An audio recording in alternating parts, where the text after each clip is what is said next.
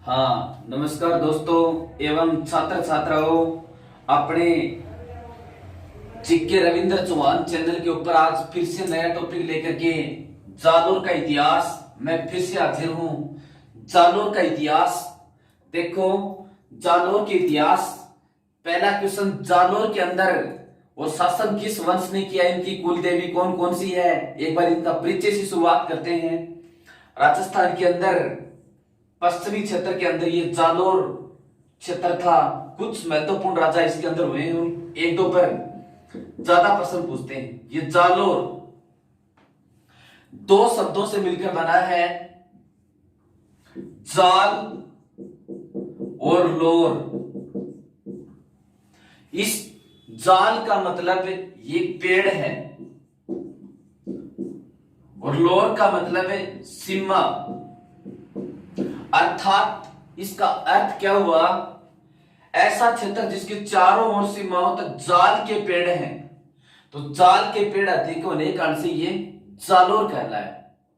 इसका प्राचीन नाम क्या था, जाबालीपुर।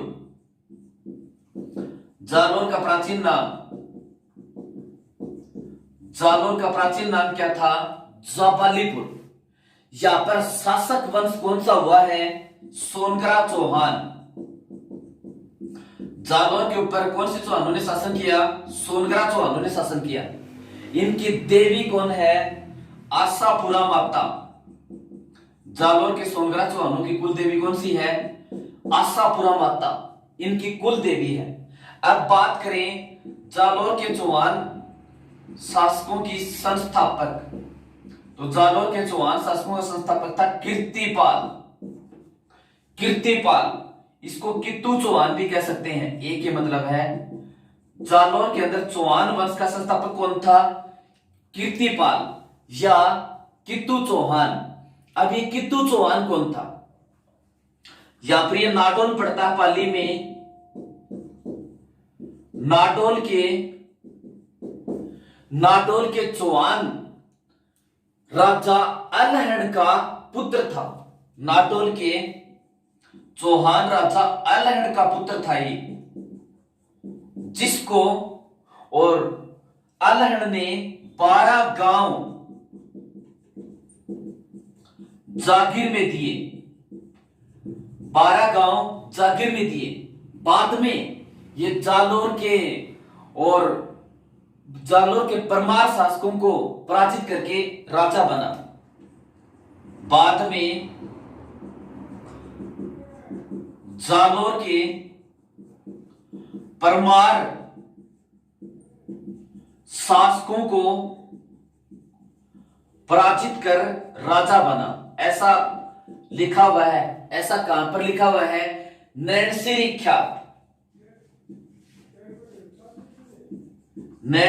ख्यात नामक पुस्तक में। और नैनसिरी ख्यात किसने लिखी थी, मोहनोत नैनसी, मारवाड़ के शासक जसवंत सिंह का दीवान, दरबारी विद्वान। फिर से देखते हैं, जालोर ये क्षेत्र है, जाल बलस लोर से बना है। जाल एक पेड़ का नाम है, लोर का मतलब सीमा, अर्थात जिसके चारों ओर दूर दूर तक जाल के पेड़ हो वो जालोर कहलाए। इस जालोर का प्राचीन नाम क्या था, जाबालीपुर। बिचौलिया शिलालेख के अंदर इसका प्राचीन नाम जाबालीपुर। यहां पर शासक वंश कौन सा, सोनग्रा चौहान। इनकी कुल देवी कौन सी है, आशापुरा माता। जालोर के सोनग्रा चौहानों का चाहे कोई भी वंश हो, उसका कोई न कोई संस्थापक होता है। तो सोनग्रा चौहानों का संस्थापक कौन था, कीर्तिपाल या कित्तू चौहान। ये कित्तू चौहान कौन था, यहां पर ये नाडोल है पाली में। नाडोल के शासक अलहड़ का पुत्र था। अलहड़ ने इसको इस क्षेत्र के अंदर 12 गांव जागीर के अंदर दिए थे। बाद में आज का ये जो जालोर है, यहां पर परमार वंश के राजाओं का शासन था। तो अलहड़ का पुत्र जिसको 12 गांव जागीर में दिए थे, कीर्तिपाल अलहड़ का पुत्र था। नाडोल के शासक जिसको अलहड़ ने 12 गांव जागीर में दिए थे, और बाद में ये जालोर के परमार शासकों को पराजित करके राजा बन गया। ये कहां पर लिखा हुआ है, नैनसिरी ख्यात, जो मोहनोत नैनसी ने लिखी थी। मोहनोत नैनसी ने लिखी थी। इसके ऊपर और क्या प्रश्न बनते हैं कीर्तिपाल चौहान के ऊपर, इसने 1174 में ये चित्तौड़ है 1174 के अंदर चित्तौड़ पर अधिकार कर लिया था और चित्तौड़ का शासक था सामंत सिंह। सामंत सिंह। तो प्रश्न पूछे 1174 में कीर्तिपाल चौहान जालोर के सोनग्राह चौहान ने चित्तौड़ पर विजय प्राप्त कर ली थी। उस समय चित्तौड़ का शासक कौन था? सामंत सिंह को पराजित किया था। ठीक है, अब देखो इसके बारे में जानकारी कहां से मिलती है? जानकारी कहां से मिलती है? मकराना। मकराना, मकराना जो है कहां पर? नागौर के अंदर है। वहां पर एक शिलालेख लिखा हुआ है। मकराना शिलालेख से इस कीर्तिपाल चौहान की जानकारी मिलती है। फिर ये शैव धर्म का अनुयायी था। ये कौन से धर्म का अनुयायी था? शैव धर्म का अनुयायी था। कौन? कीर्तिपाल चौहान। मकराना शिलालेख से इसकी जानकारी। और ये कौन से धर्म को मानने वाला था? शैव धर्म को मानने वाला था। यहां पर जालोर के अंदर इसने एक मंदिर बनवाया था, जांगलेश्वर महादेव का मंदिर। जांगलेश्वर महादेव का मंदिर इसने कहां पर बनवाया था? जालोर के अंदर। तो जालोर में शासन करने वाला वंश सोनग्राह चौहान, इनका संस्थापक कीर्तिपाल या कित्तू चौहान और कित्तू चौहान। फिर इस कित्तू चौहान की मृत्यु हो गई 1182 में। कित्तू चौहान की मृत्यु कब हो गई? 1182 के अंदर इसकी मृत्यु हो गई। 1174 के अंदर इसने चित्तौड़ के साथ शासक सामंत सिंह को भी पराजित कर दिया था। अब बीच में कुछ छोटे मोटे राजा आएंगे, वो वंशावली के लिए जरूरी हैं। इसके बाद में दूसरा शासक आता है समर सिंह। जालोर का दूसरा शासक बनता है समर सिंह 1182 से 1205। 1182 से 1205 कोई खास प्रश्न इसके ऊपर है नहीं। फिर इसके बाद में उदय सिंह। उदय सिंह उदय सिंह ये कब से कब तक? 1205 से 57 तक। 1205 से 57 तक जालोर का शासक रहा।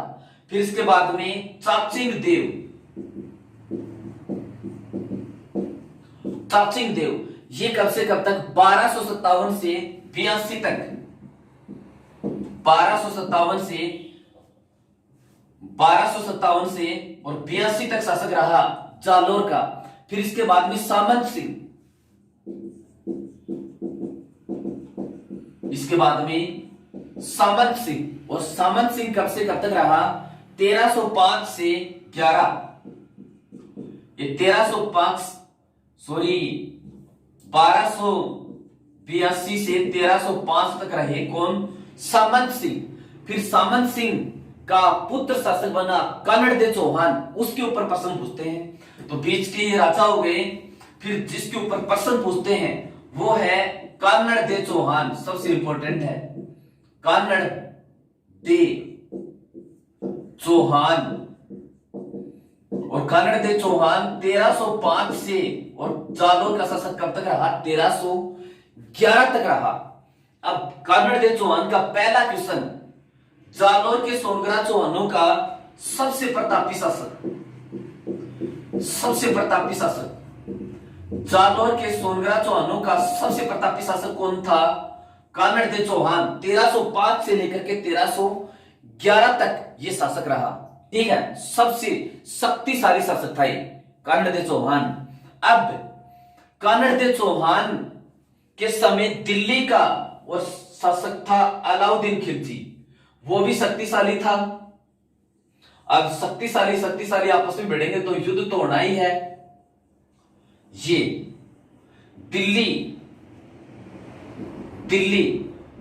दिल्ली का शासक था अलाउद्दीन खिलजी।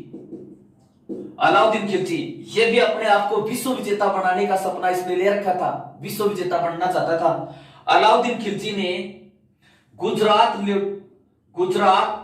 लूटने के लिए अपनी सेना भेजी। ये गुजरात है, और गुजरात लूटने के लिए अपनी सेना भेजी। तो इस जालोर के अंदर से सेना गुजरना चाहती थी, और अलाउद्दीन खिलजी ने उल्लुक खां व नुसरत खां को गुजरात लूटने के लिए सेना भेजी।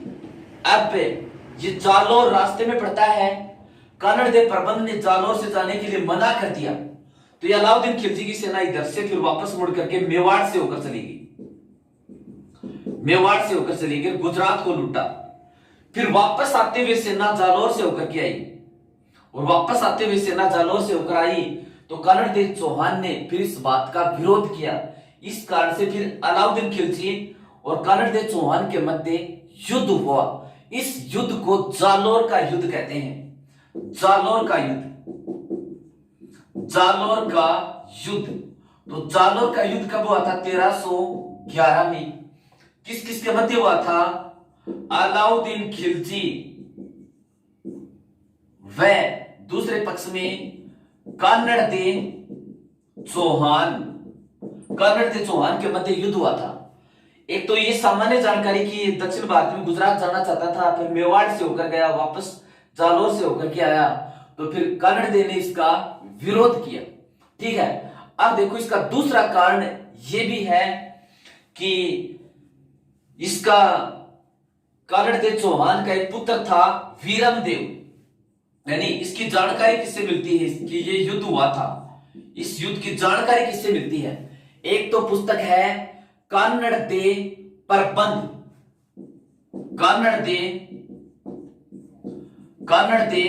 प्रबंध, और दूसरी वीरमदेव सोनग्रारी वाद, वीरमदेव सोनग्रारी वाद। इन दोनों से इस युद्ध की जानकारी मिलती कि 1311 के अंदर दिल्ली के शासक अलाउद्दीन खिलजी, जालौर के शासक कर्णदेव प्रबंध के मध्य युद्ध हुआ था। अब देखो इस युद्ध का कारण क्या था? कारण, इस कर्णदेव चौहान का पुत्र था वीरमदेव, उस वीरमदेव ने और अलाउद्दीन खिलजी की पुत्री फिरोजा से शादी के लिए मना करना। इससे जुड़ी हुई लंबी चौड़ी बातें बहुत हैं, बहुत शॉर्ट में एक कारण बताया है। इस युद्ध का कारण क्या था? कर्णदेव चौहान के पुत्र वीरमदेव द्वारा अलाउद्दीन खिलजी की पुत्री फिरोजा से शादी के लिए मना करना। सारी बात बताऊंगा, एक बार ये लिखता हूं। वीरमदेव द्वारा फिरोजा से शादी के लिए मना करना। अब ये वीरमदेव कौन था? कर्णदेव का पुत्र। फिरोजा कौन थी? ये थी इस अलाउद्दीन खिलजी की पुत्री। इन दोनों के मध्य युद्ध का कारण ये था। ये देखो, अब देखो कर्णदेव प्रबंध में ऐसा लिखा हुआ है, कर्णदेव प्रबंध के अंदर ऐसा लिखा हुआ है, कर्णदेव प्रबंध के अंदर ऐसा लिखा हुआ कि 1298 के अंदर और इस अलाउद्दीन खिलजी ने गुजरात के ऊपर अभियान किया था और गुजरात को लूटा था इसने, और गुजरात को लूट करके सोमनाथ को भी लूटा था। जाते समय तो इसको रास्ता नहीं दिया, आते समय जब ये जालौर से होकर आया तो फिर कर्णदेव चौहान ने इसका सामना करा, तो इन दोनों के मध्य ये दुश्मनी बढ़ गई। ठीक है, अब देखो वापस आते समय जब ये जाते समय तो मेवाड़ से होकर चला गया, आते समय जब जालौर से होकर आया तो कर्णदेव चौहान ने इनका सामना किया। इसके अलाउद्दीन खिलजी के जो सेनापति थे उल्लुक खां और नुसरत खां, ये दोनों थे, और उल्लुक खां और नुसरत खां के विरुद्ध यानी अलाउद्दीन खिलजी के विरुद्ध मंत्री, अपने दो मंत्री जत्ता व देवड़ा, जत्ता और देवड़ा, इन दोनों को इस सेना का सामना करने के लिए भेजा।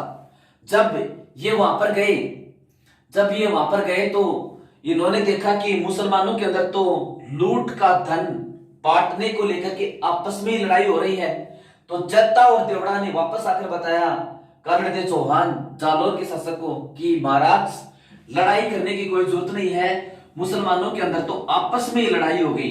तो एक मौका तो वो निकल गया था, एक मौका तो वो निकल गया था। ये तो पहले की बात है, ऐसा लिखा हुआ है जब ये राजा भी नहीं बना था कर्णदेव चौहान। ठीक है, अब देखो इसके बाद में युद्ध का कारण फिर से देखते हैं। कर्णदेव चौहान 1305 से 11 सबसे प्रतापी शासक कौन था? कर्णदेव चौहान। जालौर का युद्ध कब हुआ था? 1311 में। अलाउद्दीन खिलजी और कर्णदेव चौहान के मध्य जानकारी का स्रोत कानड़देव प्रबंध जो पद्मनाभ कानड़देव के दरबारी विद्वान पद्मनाभ ने डिंगल भाषा में लिखी थी। और दूसरी वीरम देव सोनग्रा की बात, इनसे जानकारी मिलती है। युद्ध का कारण क्या था? जालोर युद्ध का वीरम देव द्वारा फिरोजा से शादी के लिए मना करना।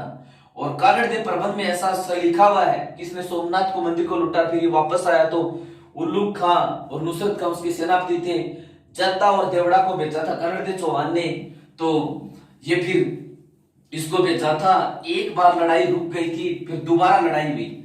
अब देखो इसके बाद में क्या लिखा हुआ है। फरिश्ता इतिहासकार है, फरिश्ता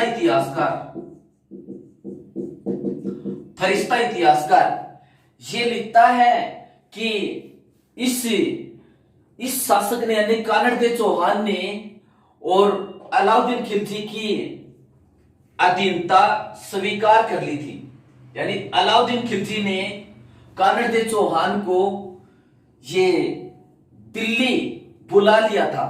और फरिश्ता ने यह लिखा कि 1305 के अंदर जालोर के ऊपर आक्रमण करने के लिए अलाउद्दीन खिलजी ने ऐन उल मुल्क मुल्तानी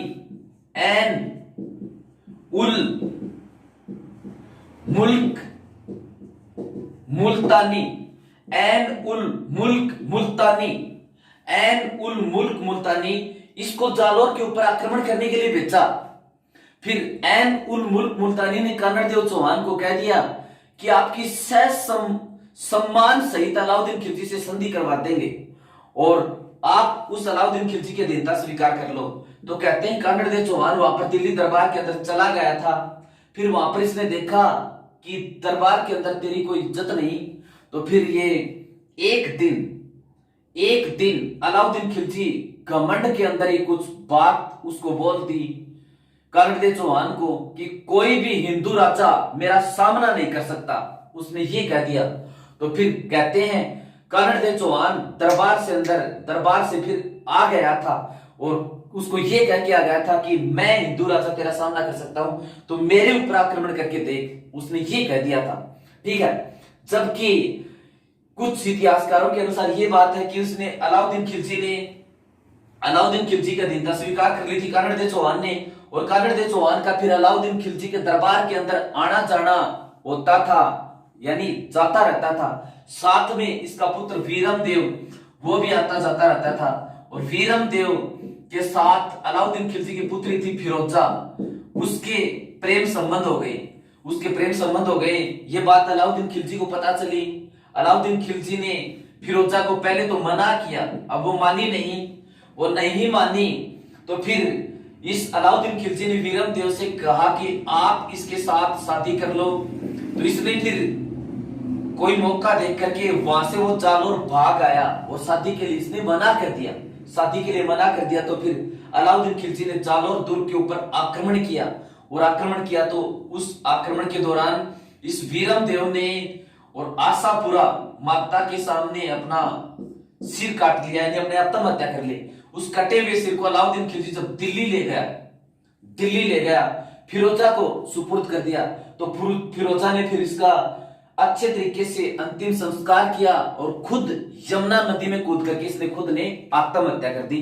ऐसे ग्रंथों में लिखा हुआ है। जो भी बात हुई इतिहासकारों की, ये जालोर का युद्ध 1311 के अंदर हुआ था अलाउद्दीन खिलजी और कानड़देव चौहान के मध्य। इस युद्ध में जीत किसकी हुई थी? अलाउद्दीन खिलजी की जीत हुई थी। बीच की बनावटी बातें कई इतिहासकारों के अनुसार जो भी है, लेकिन जालोर का युद्ध 1311 के अंदर हुआ था। इस युद्ध में जीत किसकी हुई थी? अलाउद्दीन खिलजी की जीत हुई थी। और इस युद्ध की जानकारी कानड़देव प्रबंध जो पद्मनाभ ने डिंगल भाषा में लिखा था, वीरम देव सोनग्रारी बात इन पुस्तकों से मिलता है। ठीक है, अब देखो आगे क्या क्या प्रश्न बनते हैं। जब 1311 के अंदर जालोर का युद्ध हुआ तो जालोर दुर्ग यानी अलाउद्दीन खिलजी ने जीता। ये जालोर युद्ध कब हुआ था? 1311 के अंदर हुआ था। तो प्रश्न इससे ये पूछे कि जोहर किसके नेतृत्व में हुआ था? तो जोहर कानड़देव चौहान की रानी जत्तल दे के नेतृत्व में। जत्तल दे के नेतृत्व में, जोर किसे कहते हैं, रानियों द्वारा अग्नि या जल के अंदर कूद करके अपनी आत्महत्या कर लेना, वो जोर कहलाता है।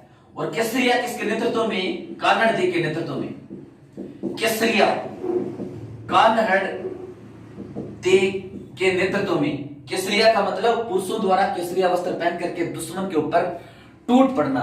फिर प्रश्न से प्रश्न जुड़ते जाएंगे, बिल्कुल आसान है। अलाउद्दीन खिलजी ने जालौर को जीत लिया, और जालौर को जीतने के बाद इसका नाम क्या रखा, जलालाबाद। जालौर का नाम क्या रखा, जलालाबाद।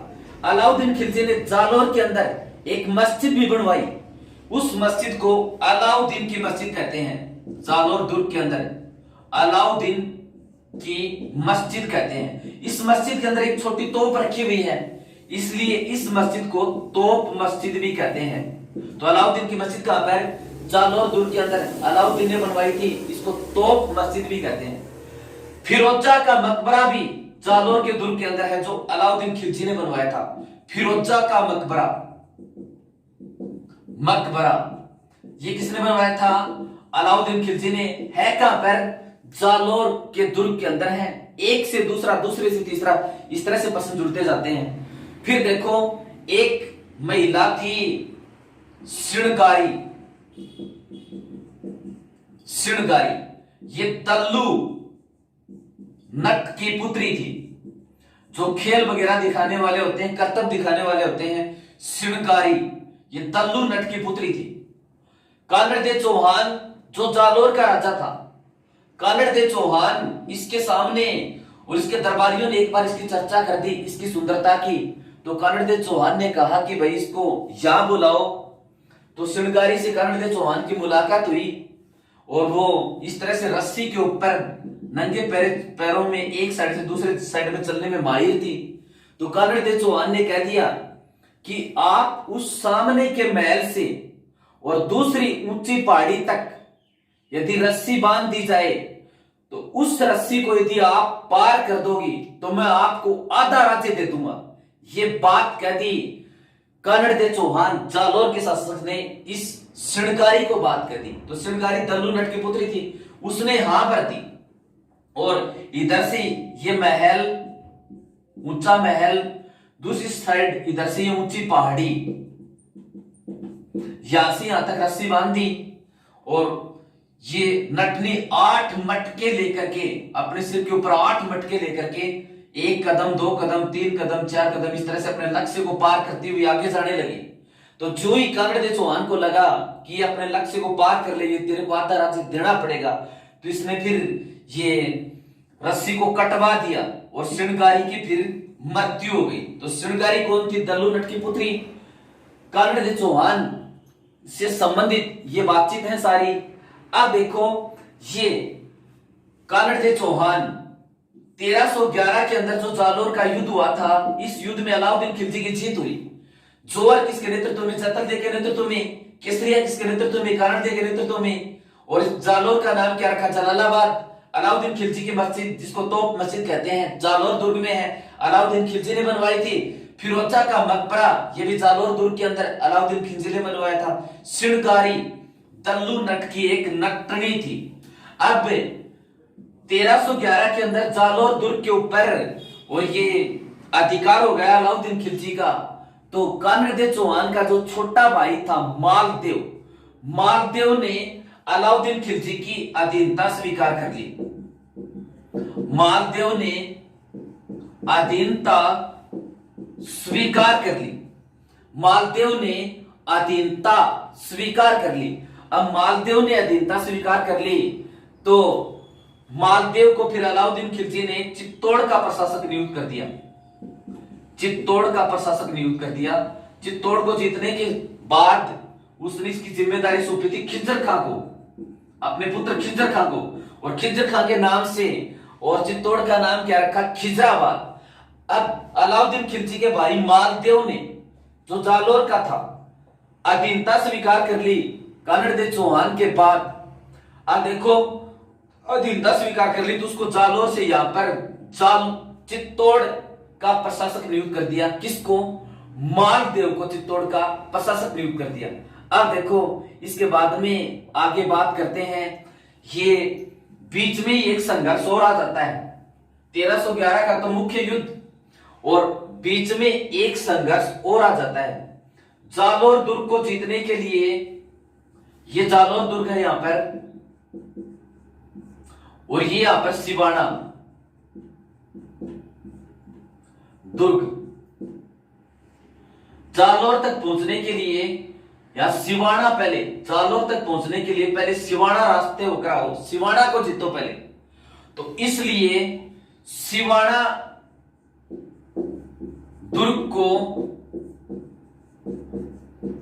जालोर दुर्ग की कुंजी कहते हैं, जालोर दुर्ग की कुंजी कहते हैं। इसको मारवाड़ शासकों की संकटकालीन शरण स्थली भी कहते हैं, मारवाड़ शासकों की संकटकालीन शरण स्थली भी कहते हैं। तो सिवाना के ऊपर आक्रमण किया था अलाउद्दीन खिलजी ने, इस युद्ध को सिवाना का युद्ध कहते हैं,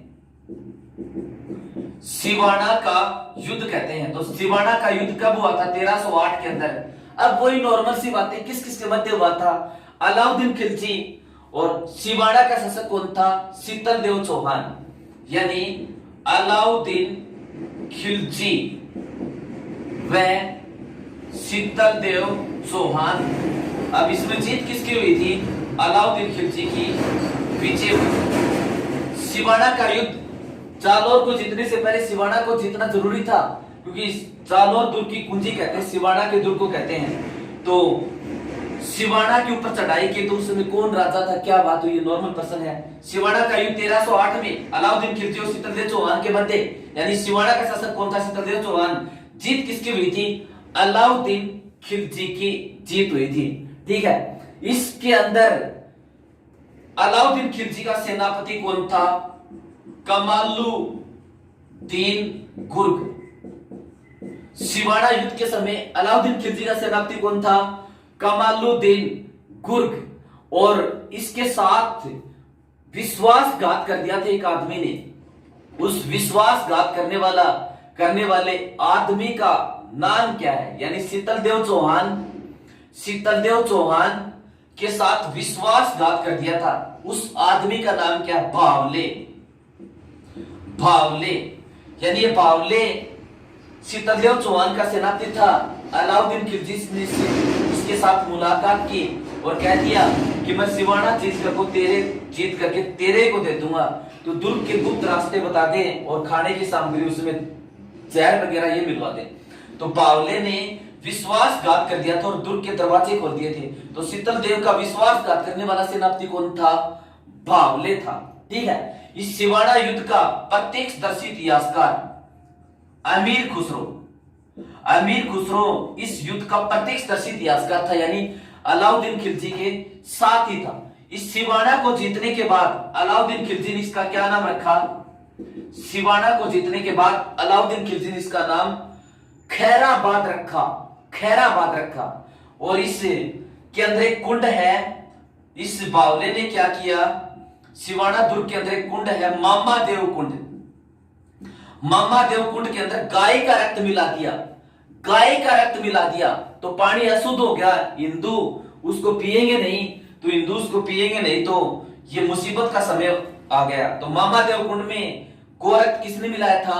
बावले ने मिलाया था। ठीक है, अब देखो इसके बाद में अगला प्रश्न, खैराबाद नाम रखा। जालोर दुर्ग की कुंजी किसे कहते हैं? सिवाना दुर्ग को कहते हैं। ठीक है, ये जो सिवाना का दुर्ग है, सिवाना दुर्ग बाड़मेर के अंदर, ये अलदेश्वर पहाड़ी पर है। सिवाना दुर्ग किस पहाड़ी पर है? अलदेश्वर पहाड़ी पर है। इसका निर्माण और किसने करवाया था? सिवाना दुर्ग जो कौन सी पहाड़ी पर है? अलदेश्वर पहाड़ी पर है। इसका निर्माण वीर नारायण पंवार ने करवाया था। वीर नारायण पंवार ने करवाया था। वीर नारायण पंवार ने करवाया था। फिर से देखते हैं, कर्णदेव चौहान 1305 से लेकर 11 तक रहा, जालोर का सबसे शक्तिशाली शासक। इसके बाद में बात करते हैं सिवाना के संघर्ष की। सिवाना दुर्ग के ऊपर अलाउद्दीन खिलजी ने आक्रमण किया। उस समय सिवाना का शासक था अलाउद्दीन खिलजी। तो सिवाना का युद्ध हुआ था 1308 के अंदर। अलाउद्दीन खिलजी और शीतलदेव चौहान के मध्य। इसमें जीत किसकी हुई थी? अलाउद्दीन खिलजी की। अलाउद्दीन खिलजी का सेनापति कौन था? कमालुद्दीन गुर्ग। कमालुद्दीन गुर्ग। और सिवाड़ा के शासक शीतलदेव के साथ विश्वासघात करने वाला सेनापति कौन था? बावले। बावले ने यहां पर मामा देव, जो एक पानी का कुंड था, उसमें गोरख मिला दिया तो समस्या हो गई, अशुद्ध हो गया पानी और ये विश्वासघाती हो गया। इस युद्ध का प्रत्यक्षदर्शी इतिहासकार कौन था? अमीर खुसरो। अमीर खुसरो ने ये कहा कि सिवाड़ा के योद्धा गजब के वीर योद्धा हैं, जो सिर कटने के बाद भी लड़ते हैं इसी युद्ध में। सिवाड़ा का नाम फिर इसने क्या रखा? खैराबाद। सिवाड़ा का दुर्ग किस पहाड़ी पर है? आदेश्वर पहाड़ी पर है। इसका निर्माण किसने करवाया था? वीर नारायण पंवार ने करवाया था। इस सिवाड़ा दुर्ग को मारवाड़ के शासकों की संकटकालीन शरण स्थली भी कहते हैं। इस तरह से इस छोटी सी क्लास में और जालोर का पूरा इतिहास, जिसमें सिवाड़ा का युद्ध आ गया, फुल चैलेंज के साथ आपको बताया जा रहा है कि किसी भी YouTube वीडियो से आप मिलान करके देख लेना। इतने छोटे टाइम में इतने ज्यादा कोई भी मैटर हो तो। धन्यवाद।